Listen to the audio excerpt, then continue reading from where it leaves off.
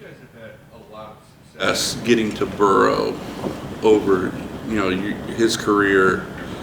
How have you seen them try to adjust to what you guys have done, and what wrinkles have they tried to do to take away that obviously hasn't quite been successful? Yeah, I don't know, because I think our last game, was probably our best against him as far as that area goes. So we'll see what adjustments they make this Sunday. Coming out of their building, I think they've said some things about trying to give Myles more attention or whatnot. So we'll see what they decide to do. Like we said, Myles, throughout these games against them, has really rose up to the occasion and played his best ball. So, it's going to take all the guys this week. I know they'll make adjustments, but, they're fully healthy now. They got their full attack on offense, so we got our work cut out for us. Do they chip and double him as much as other teams do?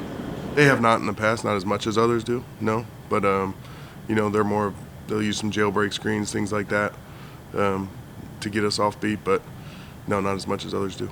How well is Joe Burrow playing right now, especially since he saw you guys in his last 4 games or something? Yeah, really good.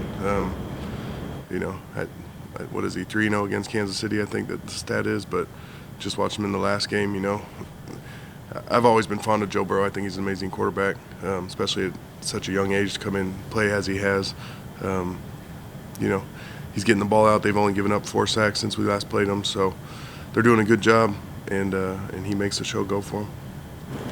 When you guys flip Myles and Jadavian, like you did a lot on Sunday, what kind of goes into that decision to have those guys line up on opposite sides?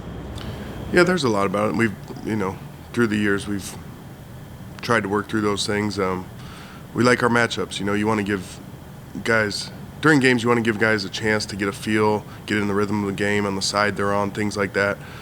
We've always said Myles knows, or he, I think, has told you guys he's most comfortable on the right.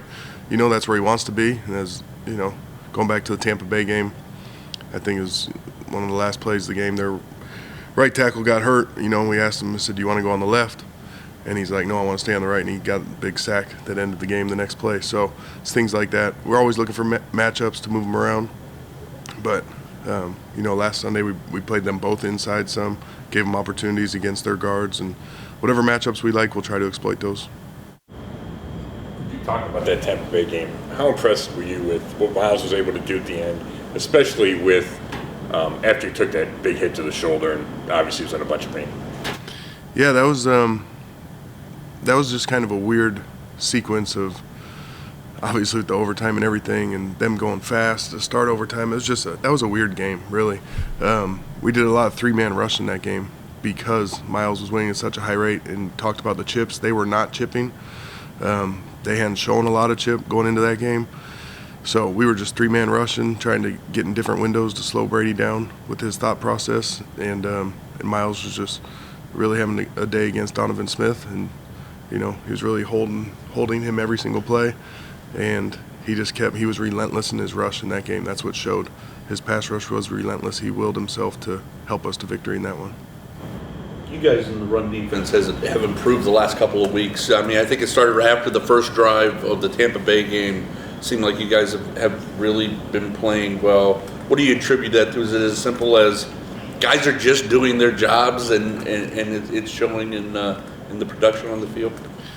Yeah, I don't know what the magic secret is, right? Because if you had the answer, then the question is, well, why didn't you guys do that the first part of the season, right? We all get that. It's just everybody in the building just looking themselves in the mirror, and players, coaches, all of us getting together, and we have our Wednesday run meeting to start. Ben Bloom does the run meeting for the first 20 minutes of a Wednesday, and it's a high priority for us, and we had to find ways to get it done, and different scheme, players, technique, tackling, guys coming to their own. People have talked about Grant Delpit lately, really coming into his own as far as tackling in the box, things like that. D-tackle wise, we got to be better, and all those things. Everybody knows that. So it was just a collective, like, enough is enough, and guys started doing their job. You expect to see? I mean, I know everybody thinks about, when they think of the Bengals, they think of passing and Joe and all that stuff, but P. Ryan and now that Mixon's going to be back in the lineup, how much more how underrated and undervalued is their running game specifically? Yeah, I think if they decided to commit to it, then they'd be a good running team. You know, they have the pieces, but again, they want to be more in the gun, more the one-back run, crunch and draw, things of that nature. But through the years, you know, they've gotten their center, 12 personnel, run wide zone, things like that. And they're good at it, but they want to throw the ball because of the playmakers they have and the quarterback and the receivers, and so they really haven't committed to it. So we're going to defend it how we have to, but I would probably see them running the ball 20 to 25 times and chucking it around 40 to 45 times like they do. I know Perion's had his ups and downs this year, but where would you kind of assess where he's at right now in his rookie year so far? I think he's really coming on right now. He's shown that over the weeks at practice, and that's why he's gotten the reps the last week. You know, as we all know, he has to put in a full week's work to be rewarded on Sunday, and he's done that. And he's getting better. It's hard when you know, however old he is, coming into the league and not playing with technique, and then trying to get plugged into a system where you have to play with technique and you have to train your hands, your eyes, your feet, your hips, everything to be consistent. And he has the talent, there's no question. And so I think he's really taken the next step in his technique. And I mean, the guy just plays hard. And that's what I saw last week with him and Alex Wright. You got some young guys that just fly around the field. Like, that's contagious. And that's what we did against Houston. We played hard. And that showed up on tape, especially with 97. Is that part, you know, Tommy's been deactivated the last couple of weeks. Is that part of why it's just Perion starting to find it and just sort of taking some of those snaps from Tommy?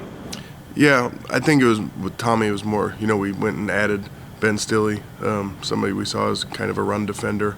Again, talking about those run issues and a D tackle being undersized, and Ben's just kind of gotten the nod the last couple weeks. But, you know, if Perion is locked in and he's here for a full week, then yeah, he's our third D tackle. So I think last week him, Jordan, and Taven were almost about equal with their reps, around 30-something apiece. So ideally we could have it at that, and Perion rushing the passer as he continues to rush the passer best or better, because that's what he has the ability to do. You know, he'll continue to get more reps. Has that been the biggest challenge for him? You've mentioned him being locked in for a week, is just sort of learning like what it takes at this level and what he has to do outside of just game day, I guess. Yeah, you know, he got in a car accident or whatever it was, so that came up, and then before that, yes, it was making it a full week of being locked in and not missing anything. I think he was inactive a couple weeks because of discipline. So when he's here and he puts a full week together and he's available on Sunday, then, you know, he's showing what he's capable of doing. Burrow using his legs a little bit more this season, and if so, what impact is that having on you guys? I actually thought he did more in the last couple of years. You know, watching him this year, I think he's more in the pocket, getting rid of it.